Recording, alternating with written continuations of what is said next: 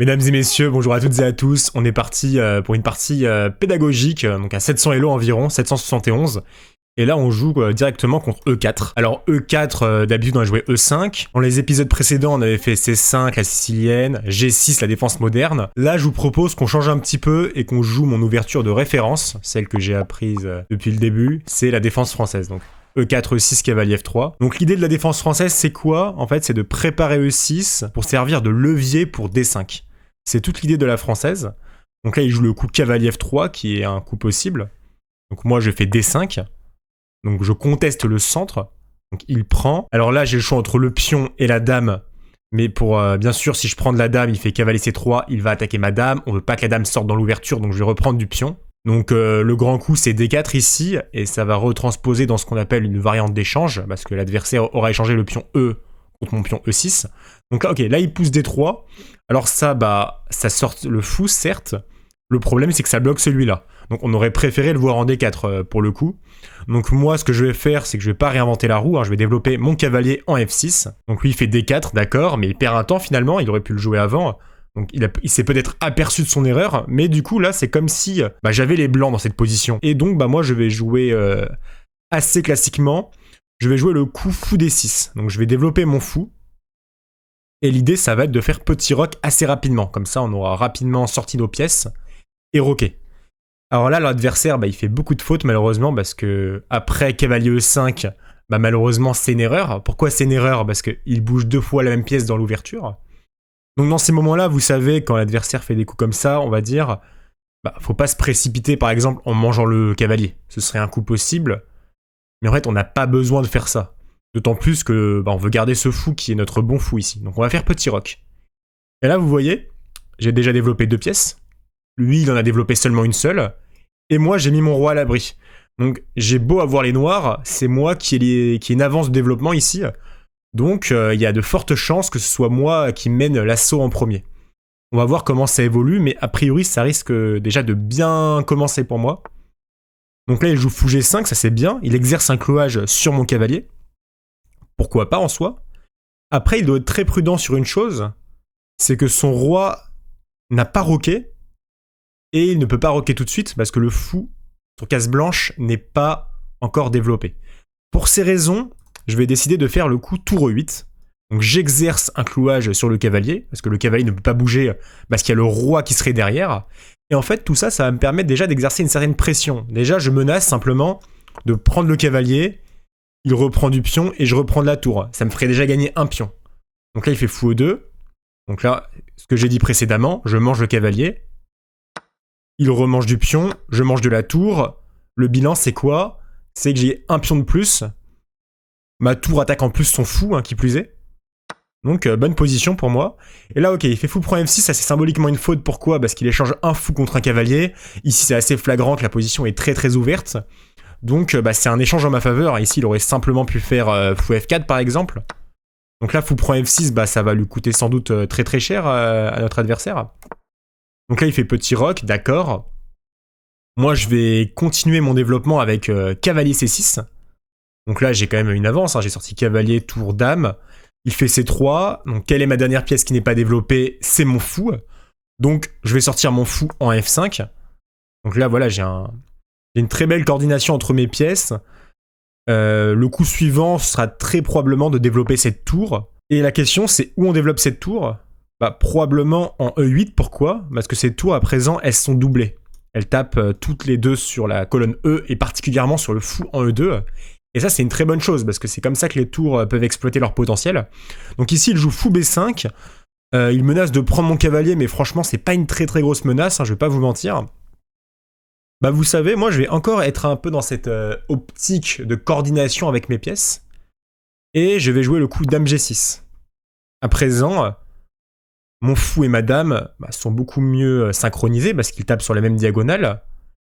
Et qui plus est, ma dame tape directement sur le roi G1. Donc j'aurais pu menacer des fous H3 à terme. Donc c'est d'ailleurs le cas en fait. Là je laisse pas beaucoup de chance à notre adversaire, mais là fou H3 est très très pénible. Pourquoi? Parce que j'attaque la tour en F1. Et si la tour va en E1, qu'est-ce qu'on remarque? Il y a déjà des acteurs dessus. Là. Il y a le tour en E5, la tour en E8. qui tape simultanément enfin qui contrôle simultanément la case E1, et en fait si j'échange tout, bah il y a que la dame qui peut défendre. Donc ça reviendrait à perdre la dame pour lui. Donc malheureusement, bah sa position est déjà perdante en fait. Ça va très très vite, hein. Quand on enfreint les principes de l'ouverture et que l'adversaire en face les sanctionne, il peut vraiment y avoir des défaites imminentes. C'est pour ça vraiment qu'on insiste sur les principes d'ouverture au début. Donc là, la meilleure chose qui lui reste à faire, bah, c'est simplement de lâcher cette tour, hein, mais c'est pas forcément agréable. Donc on va voir comment il réagit. Ici, il pourrait essayer des coups comme fou D3, mais je peux simplement bouger ma dame. En fait, il n'y a pas trop de menaces pour moi, donc bah là, on va juste attendre ce qu'il va faire, mais ça semble très très bon ce qui s'annonce. Et peut-être qu'après, on va poursuivre une attaque sur le roi, hein, à voir. En fait, vous voyez, j'ai pas précisé, mais quand il a joué cavalier A3, bah, son cavalier, il est pas très bien placé aussi. Vous savez, il y a un proverbe aux échecs qui dit « cavalier au bord, cavalier mort ». En l'occurrence, c'est très vrai ici, parce que ce cavalier, on voit qu'il contrôle pas grand-chose, hein. Il contrôle B5, mais il y a déjà un fou dessus.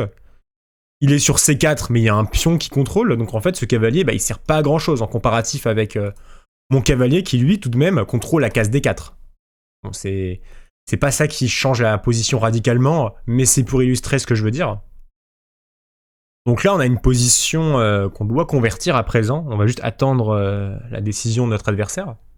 Ok, donc là, il décide de prendre mon cavalier. Bah, moi, je vais simplement... bon, je vais pas me précipiter et manger la tour. De toute façon, la tour, je la mange quand je veux. Donc je vais reprendre le fou de la dame. En soi, je pourrais reprendre du pion, mais ce serait assez dommage. Pourquoi? Parce que du coup, mes pions deviendraient des pions doublés. Donc on préfère éviter. Donc voilà, la position, elle se déroule bien. Hein. Ça va rentrer dans une bonne finale, a priori. Je pense qu'on va juste prendre la tour. Et après, on va juste renforcer notre avantage sur la colonne E. Donc par exemple, pour contrôler cette colonne E, bah déjà on la contrôle certes parce qu'on a déjà 2 tours dessus, mais on pourrait simplement aussi rajouter la dame en E6. Ça ferait un troisième attaquant. Donc voilà, c'est peut-être une optique pour continuer. Soit il y a plein de coups possibles. Allez, on va voir comment il va choisir à présent. Ok, donc là il joue le coup Dame C2. Alors Dame C2, ok, bon, c'est l'abandon, donc on est gagnant tout simplement. Donc voilà, c'était une partie assez facile. On va en relancer une. Ok, donc là, on a un adversaire, un nouvel adversaire. Qu'est-ce qu'on va faire? On va jouer E4. On va jouer E4. Je crois qu'on l'a beaucoup joué dans ce speedrun jusqu'à présent, mais E4, je sais que c'est le coup que vous jouez le plus fréquemment. Hein. D4, c'est quand même moins joué pour l'instant. Moi, je vais faire cavalier F3, hein, je vais attaquer ce pion. On va vraiment rester sur les principes. Cavalier C6. Et ok, là, je vais jouer le coup fou B5. Donc ça, fou B5... c'est très populaire à haut niveau, ça s'appelle l'espagnol. Et l'espagnol, bah, l'idée, c'est d'attaquer ce cavalier. Et il y a aussi un thème d'élimination du défenseur. Par exemple, avant F6, sur fou B5, on menaçait fou prend C6, suivi de cavalier prend E5, parce que ce cavalier serait plus à la défense. Il s'avère que quand on connaît la théorie, bah, ça marche pas trop, mais on va dire c'est l'idée directe de ce coup. Donc fou B5, F6, ok. Donc F6, c'est une grosse faute, hein, si vous avez suivi les dernières vidéos, sinon je vous invite à aller voir. Pourquoi? Parce que de une, ça gêne à la sortie du cavalier en F6. Et de 2, les pions F7 et réciproquement les pions F2 sont des pions très très faibles dans l'ouverture et on préfère ne pas y toucher. Là, en l'occurrence, bah, ça crée un courant d'air sur ces cases blanches et je pense qu'on peut assez rapidement en tirer profit. Ici, je me demande même s'il n'y a pas fou prend C6, pion prend C6 et cavalier prend E5. On sacrifie notre cavalier. Ça peut sembler très technique comme décision, mais en soi, c'est un thème qui est assez connu. C'est la défense d'Amiano. Hein, en fait, pour revenir, E4, E5, cavalier F3, les noirs ici peuvent jouer le coup F6. Enfin, juste avant cavalier C6. Dans ce cas de figure, on pourrait se poser la question à propos de cet échange. Bon, je pense pas que ce soit très intéressant. Par exemple, fou prend, cavalier prend, pion prend, dame H5, roi D7. Et je pense que la case D7, elle est quand même assez honorable. Donc je pense pas qu'on ait assez de compensation. Ok, on va jouer assez simple, nous. On va juste roquer. On a quand même beaucoup parlé pour pas grand chose, mais c'est important de comprendre que ce pion F6 en fait crée de grosses faiblesses sur le roi adverse. Alors là, il joue A6. Je pourrais manger le cavalier en soi, et moi je préfère faire autre chose. Je préfère jouer le coup fou C4. Parce que c'est quoi l'inconvénient de F6 à présent? Bah en fait, c'est que la grande diagonale, elle est bien ouverte hein, pour mon fou. Et donc, eh bien, en fait, ce fou, il peut déjà empêcher le petit roc pour l'adversaire. Et là, vous voyez, il commence à faire déjà des grosses fautes. Il fait cavalier E7. Donc ça gêne la sortie de son fou. Donc ça, c'est très embêtant pour lui. Il menace de faire D5, hein, ça je le comprends bien, parce qu'il y a le cavalier et la dame dessus. Mais moi, je peux simplement empêcher D5 avec cavalier C3. Je développe une pièce tranquillement. Et mon cavalier contrôle la case D5. Alors là, il fait cavalier A5, ça c'est pas mal. Il tape sur mon fou, il veut le chasser. Alors mon fou, j'ai pas envie de l'échanger contre ce cavalier, donc je vais le replier en E2. Pas en D3, parce que en D3, ça gênerait la sortie de mon pion. Donc c'est pas mal en soi ce qu'il fait, ça lui permet de faire D5 quand même. Il trouve un peu il trouve un peu sa chance, entre guillemets. Mais est-ce que c'est si dérangeant pour nous? Malheureusement, je ne pense pas. Hein. Là, je vais simplement faire D4. Et ce cavalier, malgré tout, il est quand même mal placé. Hein. Le cavalier, il est au bord, comme toujours. Et moi, mes pièces, j'ai une grosse avance de développement. Et ce qui devient très inquiétant, en fait, c'est le placement de son roi, hein, qui est pas roqué, qui est très loin d'être roqué. Et cette ouverture, hein, toujours. Je répète vraiment les informations, mais en fait, c'est les éléments qui seront sans doute décisifs dans la partie. En fait, c'est pour ça que j'insiste bien dessus. Là, il perd vraiment du temps avec cavalier C6, c'est très très passif cavalier C6, j'aime pas du tout. Comment on peut en tirer profit? Là, j'attaque déjà 2 fois le pion D5. Il le défend 2 fois, donc pour l'instant, je gagne pas de matériel, c'est vrai. Après, je suis en train de me demander si je peux pas l'embêter un peu avec la prise en E5. Pourquoi? Mes pions, mon cavalier, ma dame, tapent sur D5. Donc s'il reprend simplement du pion E, je pourrais déjà manger le pion. Ok, il décide de prendre en E4. Ouais, ça s'annonce vraiment pas bien là ce qu'il est en train de faire. Donc là, je vais simplement faire dame prend. L'idée de dame prend, en fait, c'est de lui poser un dilemme. Hein. Il joue vraiment très vite. Soit il reprend du cavalier, du coup, il contrôle plus la case E5. Soit il déroque son roi. Donc lui, il a choisi de déroquer son roi. Je ne suis pas sûr que ce soit la bonne décision. Déjà, là, je peux lui poser un petit échec, hein, tour D1. J'attaque le roi, hein, c'est gratuit. Il fait fou D7. Et là, malheureusement, je pense que le coup E6 fait très très mal. Pourquoi? Parce que le fou ne peut pas prendre le pion à cause du clouage. Donc déjà, ça ressemble à une position gagnante. Ok, mon cavalier n'est pas défendu, hein, ça je l'ai vu, je l'ai pris en compte. Mais en fait, dans tous les cas, son fou, il est foutu. Je vais le manger au prochain coup. Et lui, voilà, son défaut, c'est qu'il joue beaucoup trop vite. Il joue cavalier D4 pour se développer. À présent, je peux simplement... Mon cavalier est attaqué en F3 par le pion. Je peux simplement manger le cavalier et sortir le bouger de F3. Comme ça, il peut plus le manger. Et voilà, il y a toujours un vis-à-vis très très pénible avec son roi. Ce roi ne peut pas roquer, je précise. Donc là, on va vite se diriger vers une fin de partie. Donc fou C6, très bien. Le problème, c'est quoi le problème? C'est que j'ai un échec à la découverte. Donc la tour fait échec, le cavalier aussi. Donc là, j'ai 2 pièces de plus et il abandonne. Donc ok, là on a atteint les 800 Elo. Les parties se terminent assez vite. En soi, on joue un peu plus fort que tout à l'heure. Là, je vais choisir un peu autre chose. Je vais jouer cavalier F3, le début réti. Alors cavalier F3, c'est pas trop ce qu'on apprend en débutant. Pourquoi? Parce que on joue ni E4 ni D4, alors que d'habitude on préconise de pousser les pions sur le centre. Mais en fait, cavalier F3, comme tout à l'heure, ça joue indirectement sur le centre. Pourquoi? Parce qu'avec le cavalier en F3, j'empêche le pion de venir en E5. Donc déjà, mon cavalier en F3 contrôle la case E5 et D4. Hein. Donc c'est un très bon coup, c'est viable. Lui, il joue B5. Alors ça, B5, j'y crois pas du tout. Pourquoi j'y crois pas? Parce qu'en fait, ce pion peut être une cible. Hein. Là, je vais jouer E4. Et mon fou attaque déjà ce pion. Donc là, j'ai une menace très concrète pour lui. Lui, il joue fou B7 hein, pour essayer de se venger sur mon pion E4. Le problème, c'est que moi, je peux déjà manger celui-là. Donc, je vais prendre ce pion. A priori, il va prendre le mien. Et en fait, je vais vous expliquer pourquoi j'ai pris cette décision. Parce que là, si on regarde comme ça, on pourrait se dire... Est-ce qu'un pion du centre ne vaut pas mieux qu'un pion de l'aile? Et en général, c'est vrai qu'un pion du centre, c'est mieux. La différence avec tout à l'heure, c'est quoi? C'est qu'en fait, ce fou en E4, je peux en profiter et développer mon cavalier en C3. Donc je développe une pièce. Et j'attaque son fou, en fait. Et l'important, c'est que j'attaque son fou. Et là, qu'est-ce qu'on remarque? On vient de sortir de l'ouverture. J'ai 3 pièces développées. Il n'en a développé qu'une seule.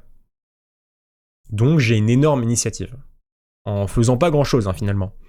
Donc là, pour continuer d'en profiter, je vais mettre un pion en D4. Je mets un pion sur le centre, je libère mon fou.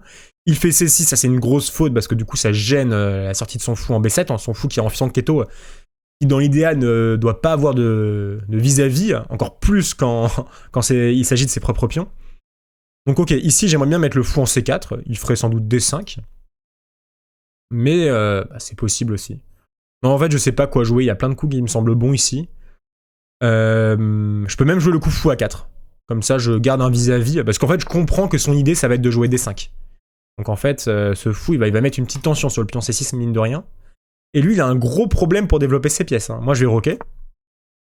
Je rock comme d'habitude. Et je vais simplement jouer cette position normalement. Et lui, il a des problèmes à résoudre, en fait. Donc là, c'est des positions pas théoriques du tout. Hein. Je connais pas ses positions. Et en fait, sans les connaître, en respectant les principes des ouvertures, j'arrive à bien les jouer. Alors H6, pourquoi c'est une faute à votre avis? En fait, il respecte rien là. Il contrôle pas le centre, il développe pas ses pièces légères, son roi il est très loin d'être à l'abri. Donc en fait, je vais en profiter. Donc là j'ai développé 3 pièces. En soi, ma dernière pièce qui n'est pas développée, c'est mon fou. Après là, je vais dire un truc un peu avancé, mais est-ce que c'est urgent de développer le fou en général, notamment ce fou de case noire? Pas vraiment, pourquoi?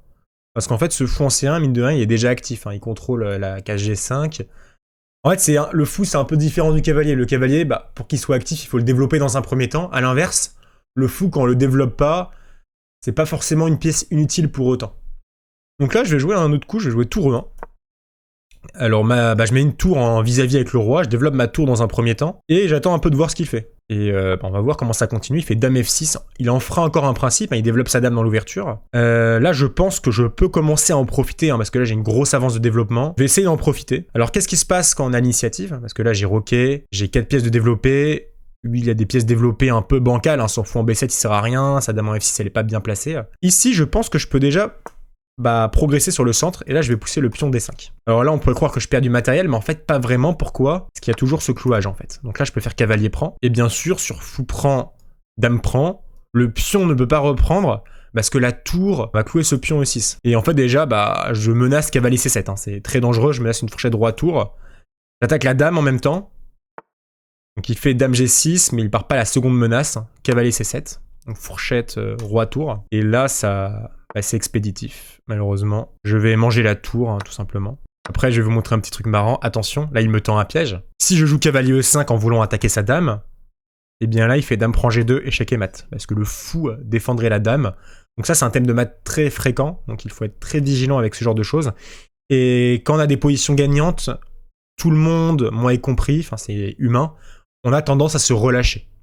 Et aux échecs, c'est pour ça que c'est un jeu qui génère beaucoup de frustration, c'est qu'on ne peut jamais se permettre de se relâcher. Donc là, moi, ce que je vais faire, c'est quoi? Je vais appliquer ce que j'ai dit en termes de développement. Je vais développer ma dernière pièce qui n'est pas développée. Donc je vais jouer le coup F4. Qui plus est, j'attaque le cavalier en B8. Donc c'est un coup utile. Et en vrai, ce roi est très très faible. Hein. Donc déjà, je menace éventuellement de continuer avec des dames D6, peut-être me rapprocher du mat. C'est pas encore clair, mais on s'y rapproche beaucoup. Ok, cavalier A6, le roi E7. Donc là, échec au roi, et j'attaque le cavalier en même temps. Donc en fait, je dis n'importe quoi, il est peut-être plus fort, en soi c'était dame prend D7. Ok, là je voulais manger le cavalier au tout début, je vous avoue, j'y ai même pas pensé, mais qu'est-ce que je remarque ici, c'est que le fou et la dame se coordinent sur D7. Il n'y a rien qui défend, parce qu'avant le cavalier défendait, mais maintenant c'est plus le cas. J'ai dame prend D7, échec et mat. Des positions qui s'enchaînent pas mal. Là, par rapport aux épisodes précédents, c'est vrai que je joue peut-être plus fort. Je vous donne des explications un peu plus difficiles. Donc dites-moi dans les commentaires si on va dire... ça reste pédagogique, hein, ce que je fais, ça reste important. Ok, je joue E4. Sur E4, moi, ce que je vous propose, on a joué beaucoup de choses. On a joué E5, on a joué E6, on a joué C5, on a joué G6. Ok, il a arrêté la partie. Bon. Et on a encore les noirs, j'espère qu'il va rejouer E4 pour pas que ça coupe mon élan. Sur E4, on va jouer autre chose, on va jouer D6. D6 s'appelle la défense Pirc. Alors, ça peut sembler bizarre parce qu'on est un peu en retrait sur le centre, mais notre pion D6 au moins contrôle la case E5. La défense Pirc, en vrai, ça ressemble un peu à la défense moderne dans l'idée, c'est qu'en général, on va sortir notre fou en fianchetto. Donc là, je vais développer mon cavalier en F6. D3, je précise, mais c'est pas terrible, hein, parce que ça gêne le fou. En général, on fait plutôt D4 avec les blancs, c'est beaucoup plus fréquent. Il fait H3, lui, il respecte pas les principes d'ouverture, hein, il sort ses pions. En soi, je menace pas grand-chose, hein. Fou G4, c'est pas très menaçant pour moi pour l'instant. Moi, je vais faire G6, hein. L'idée c'est fou G7 petit roc. Dans la Pirc ou dans la moderne, l'idée c'est de sortir le fou en fianchetto. Fianchetto, ça veut dire pousser un pion G ou un pion B et sortir le fou de l'autre côté, hein, pour vulgariser. Alors lui, il développe la dame dans l'ouverture, hein, c'est tout ce qu'il ne faut pas faire. Moi, je vais un peu ignorer pour l'instant, je vais m'en tenir à mon plan initial. On va voir ce qu'il décide de faire, mais ouais, beaucoup trop de fautes dans les ouvertures. Hein. Moi, c'est ce que j'observe pour l'instant. Et honnêtement, je pense qu'on peut vite prendre l'avantage sans compétences tactiques particulières ici, vraiment. Là, qu'est-ce qu'on remarque avec cette dame? C'est que cette dame, elle est sortie dans l'ouverture. En plus, le fou en E2, c'est terrible parce que ça l'empêche de revenir si jamais elle se fait attaquer. Et en fait, la dame, initialement, en D1, elle défend le pion C2. C'est quelque chose de connu. Elle est en D1, elle est faite pour ça dans le début de la partie. Donc en vrai, je me dis, ce serait pas mal qu'on puisse attaquer ce pion C2, parce qu'il serait quand même pas facile à défendre. Et là, je vois une idée assez subtile. Ici, j'ai envie de jouer cavalier C6, pourquoi? Parce que je menace cavalier D4, attaque la dame, et cavalier C2, fourchette droit tour. Donc là, il a bien joué. Il a joué le coup C3. Donc C3, c'est un bon coup parce que ça m'empêche de venir en D4 avec mon cavalier. Mais c'est pas très grave. Hein. Moi, dans tous les cas, je développe mes pièces. Hein. Je respecte mes objectifs. Et là, on a sorti de l'ouverture. On a développé nos pièces. Le fou, il est pas encore sorti. On va pas se précipiter pour le sortir parce qu'en soi, il a pas vraiment de case idéale, ce fou. Donc, j'ai pas envie trop de me presser. Et comme je l'ai dit précédemment, en soi, il est pas inutile hein, sur la diagonale. Là, dame G3, ça sert pas à grand chose. Hein. Je comprends qu'il veut développer son cavalier pour faire petit roc, mais franchement, il perd vraiment beaucoup de temps ici. Qu'est-ce qu'on peut jouer? Bah là, je pense qu'on peut jouer E5. Meilleur contrôle du centre. Donc là, il veut jouer H4, il veut m'attaquer, mais c'est pas très très efficient. Après, c'est pas bête, mais là, je vais faire D5 simplement. C'est moi qui ai l'avance de développement, c'est à moi de jouer actif, donc je vais ouvrir avec D5.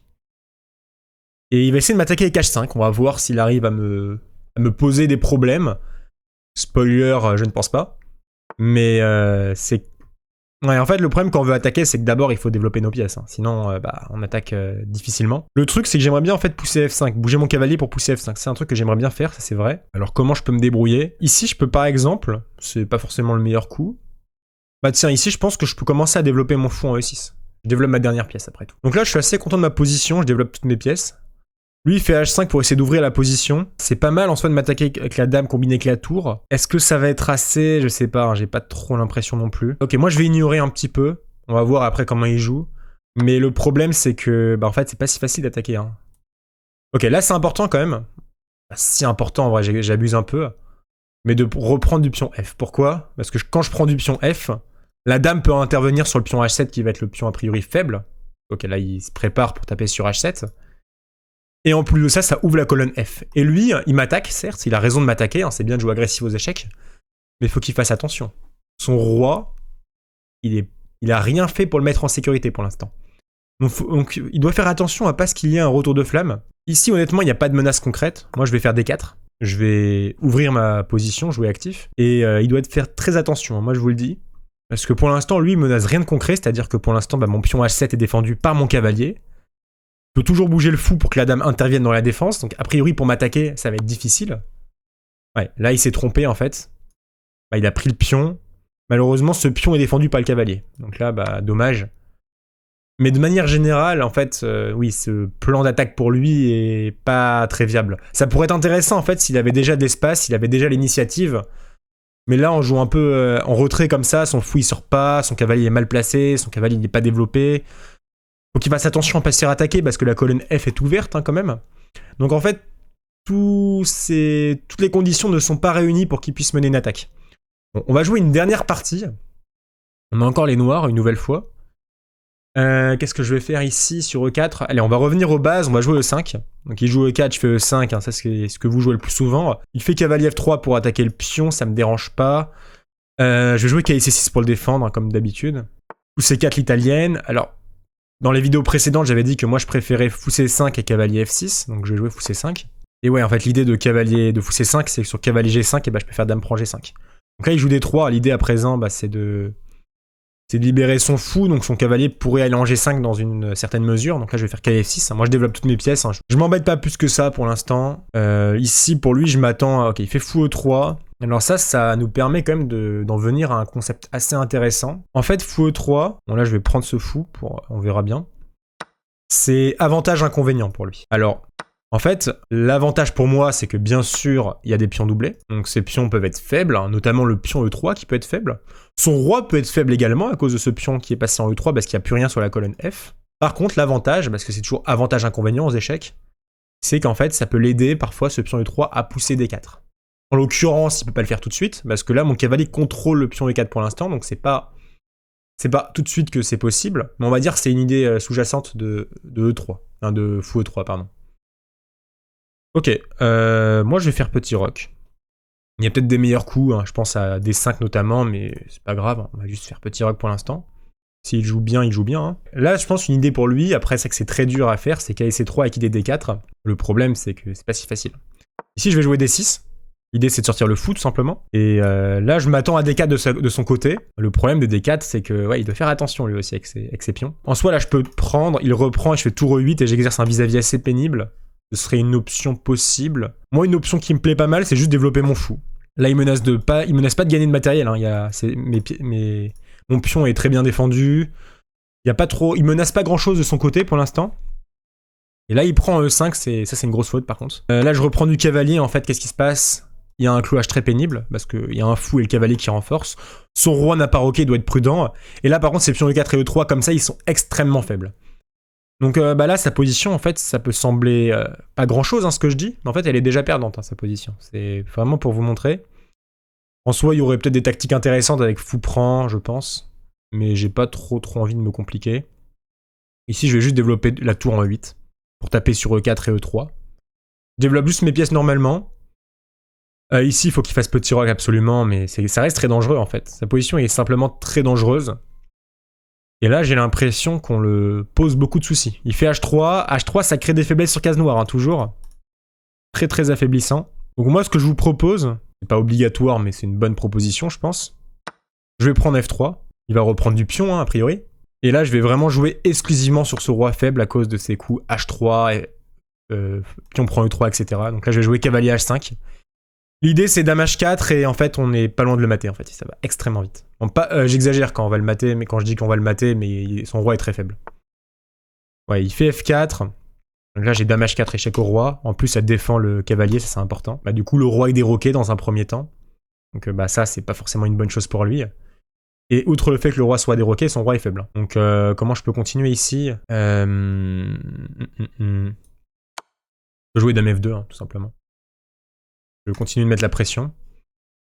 Ouais, et là je vais juste l'harceler d'échecs. Hein. Par exemple, dame E2, je peux peut-être faire cavalier F3 à présent. Ok, il fait dame C1. Bah, je vais manger le pion, je fais échec. Et bientôt checkmate, là je pense qu'on est pas loin du tout d'y arriver. Ce qui est bien, c'est qu'il peut pas manger mon cavalier parce qu'il y a échec. Et ensuite, bah, mon cavalier va manger le pion. On va échanger les dames, hein. Ça va être plus simple. Et on va manger le deuxième pion. Ok, donc là on a une finale gagnante, on a 2 pions de plus. On a 2 pions de plus et voilà, ce roi un peu faible. Donc là moi je vais juste échanger les pièces. Ouais, alors là, c'est mieux de prendre du fou, parce que ce fou, il est vraiment enfermé maintenant. Est-ce que je vous montre? Ouais, ok, je vais vous montrer. On va tendre un piège à notre adversaire. On va jouer A5 avec idée A4. Pourquoi? Parce que A4, là c'est connu en fait, c'est qu'on peut enfermer le fou comme ça. Donc là, il a bien joué, il a vu le piège.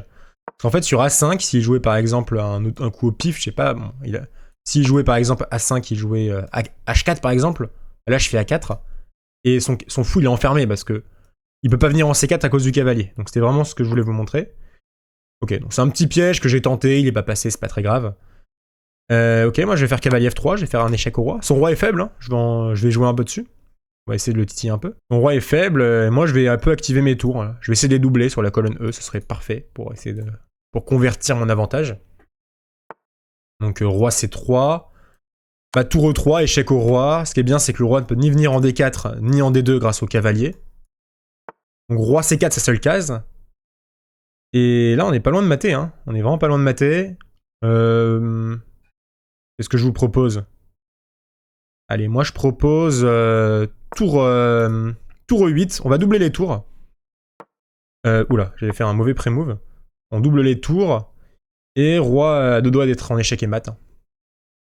Je pense qu'on y est presque. On peut imaginer par exemple C6 pour lui bloquer la dernière case de fuite B5 et on l'a quasiment maté en fait ici. Juste avec ces quelques coups. Ok, il joue tour F1. Moi je vais jouer C6 pour lui priver cette case B5. Je veux pas qu'il s'enfuit. Donc là je reprends. Et ici je menace de mater de plusieurs manières je pense. Ouais, alors là il mange mon cavalier. Le problème c'est quoi? C'est que le roi il est très faible. Il peut pas aller ici, il peut pas aller ici. En fait il peut aller nulle part. Il manque plus qu'un échec pour mater. Ça tombe bien, je peux le faire avec ma dernière tour et délivrer l'échec et mat. Ok, donc on va s'arrêter là pour aujourd'hui. J'espère que ça vous a plu. On a joué un peu plus fort que jusqu'à présent. J'ai un peu moins expliqué certains trucs. Mais on va continuer de monter. Hein. On va continuer de monter. Bah, dites-moi dans les commentaires un peu les explications, comment vous les sentez. Moi je vais m'adapter à ce que vous demandez. Et on se dit à bientôt pour une prochaine vidéo. Allez, ciao.